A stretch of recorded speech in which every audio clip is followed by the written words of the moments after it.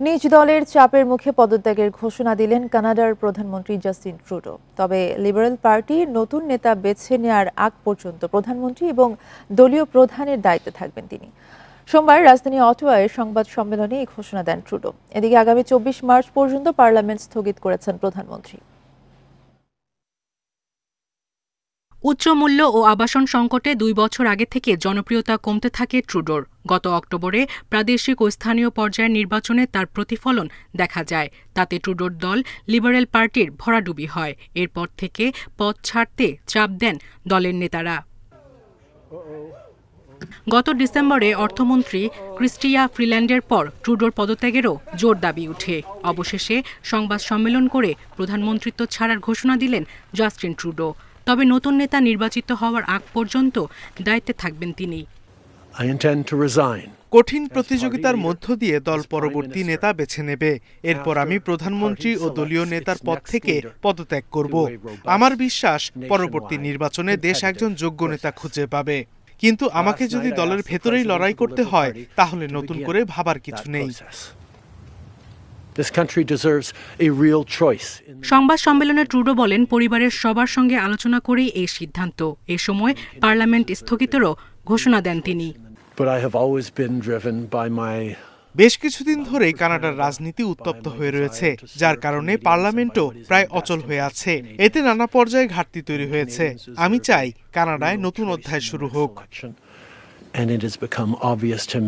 এরই মধ্যে আলোচনা শুরু হয়েছে কে হবেন ট্রুডোর উত্তরসূরি।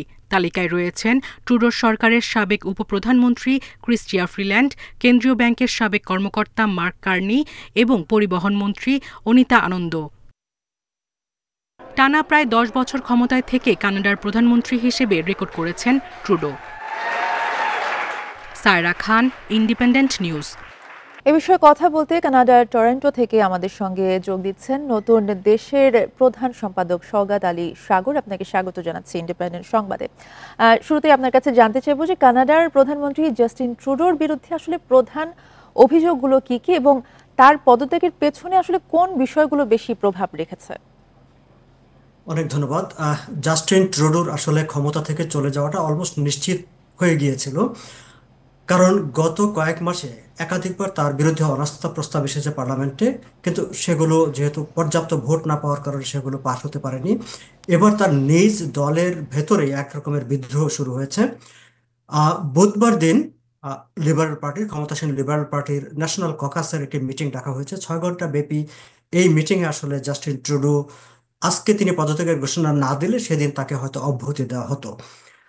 তার বিরুদ্ধে ঠিক অভিযোগ যদি বলি এরকম যে যেটি বলা হয়েছে, ক্যানাডিয়ানরা মূলত সবচেয়ে বেশি উদ্বিগ্ন থাকে, তাদের প্রায়োরিটি হচ্ছে কানাডার অর্থনীতি। অর্থনীতি যদি কোনোভাবে চাপের মধ্যে পড়ে তাহলে সেটি কানাডিয়ানদেরকে খুবই অস্থির করে তোলে। গত কয়েক বছর ধরে আসলে কানাডার অর্থনীতি প্রবল চাপের মধ্যে ছিল, বিশেষ করে কানাডার হাউজিং সেক্টর, রেন্টাল মার্কেট এবং স্বাস্থ্য, চিকিৎসা, চাকরি বাজার সব জায়গাতেই প্রবল একটা ক্রাইসিস দেখা দিয়েছে এবং তার জন্য মূলত দায়ী করা হয়েছে যে কানাডার ওভার পপুলেশন। গত কয়েক বছরে কানাডার লিবারেল গভর্নমেন্টের যে ইমিগ্রেশন পলিসি, আপনি জানেন যে কানাডা হচ্ছে একটা ইমিগ্রেন্ট কান্ট্রি, ইমিগ্রেন্টদের দেশ।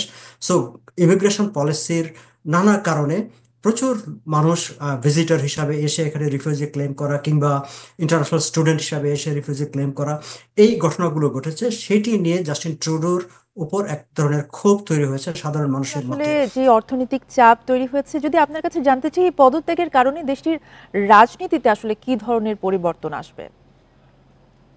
যেহেতু এটি সকল রাজনৈতিক দলের, নিজ দল এবং বাইরের সকল দল থেকে এই দাবিটি ছিল যে জাস্টিন ট্রুডো শুড রিজাইন, তাকে চলে যেতে হবে।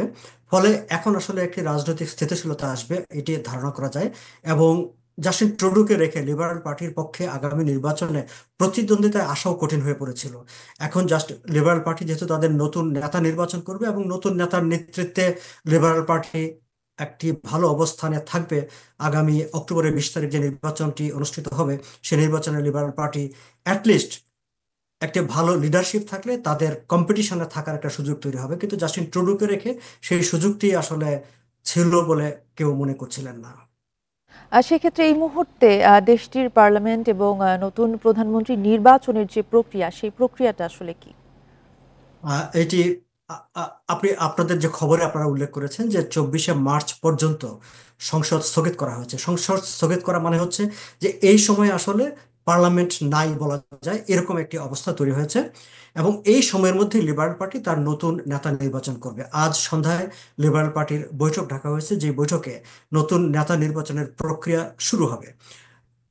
মানে যারা প্রার্থী হচ্ছেন, যা সম্ভাব্য প্রার্থীদের মধ্যে ক্রিস্টিয়া ফ্রিল্যান্ড এবং মার্ক কার্নির কথা আপনারা রিপোর্টে উল্লেখ করেছেন। এই দুজনই খুবই প্রভাবশালী ক্যান্ডিডেট।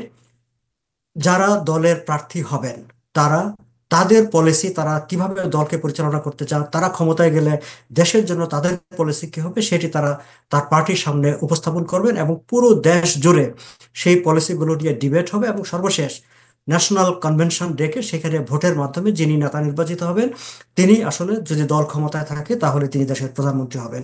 এটি একটি সময় সাপেক্ষ ব্যাপার এবং সেই কারণেই আসলে 24শে মার্চ পর্যন্ত সংসদ স্থগিত করা হয়েছে এবং সংসদ স্থগিতের অনুমোদন নেওয়া হয়েছে গভর্নর জেনারেলের কাছ থেকে।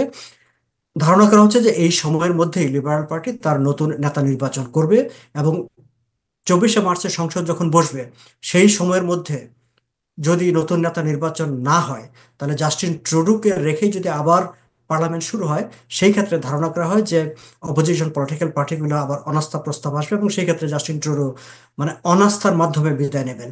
ফলে ধারণা করা হয় যে মার্চের মধ্যেই লিবারেল পার্টি তার নতুন নেতা নির্বাচনের প্রক্রিয়াটি সম্পন্ন করে ফেলবে।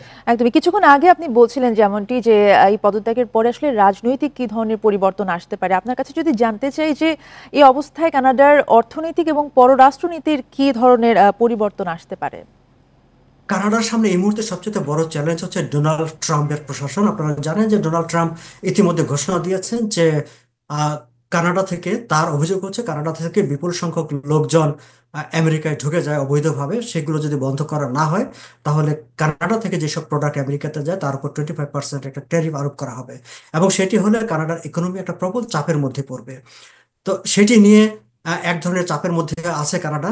এবং নতুন নেতৃত্ব যখন নির্বাচিত হবে, আহ, যাদেরকে বলা হচ্ছে ক্রিস্টিয়া ফ্রিল্যান্ড এর আগে ট্রাম্প প্রশাসনের সঙ্গে তিনি মোকাবেলা করেছেন।